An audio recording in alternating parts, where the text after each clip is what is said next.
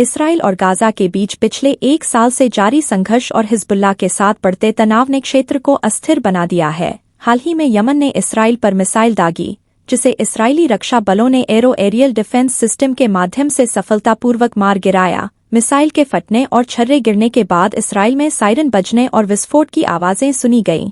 Israeli सेना ने social media मंच एक्स पर इसकी पुष्टि की। इसके साथ ही मीडिया रिपोर्टों के मुताबिक इसराइल ने हिजबुल्लाह के साथ किसी भी संघर्ष विराम के प्रस्ताव को खारिज कर दिया है। इसराइल और लेबनान के बीच बढ़ते तनाव को देखते हुए अमेरिका ने स्थिति को कूटनीतिक रूप से सुलझाने के लिए 21 दिनों के युद्ध विराम का आह्वान किया है। पेंटागन ने कहा कि इसराइल और लेबनान की सीमा पर युद्ध विराम की योजना पर अमेरिकी रक्षा सचिव लॉयड जे ऑस्टिन, ब्रिटिश रक्षा सचिव जॉन हीले और ऑस्ट्रेलियाई रक्षा मंत्री रिचर्ड मार्लिस ने सहमति व्यक्त की है।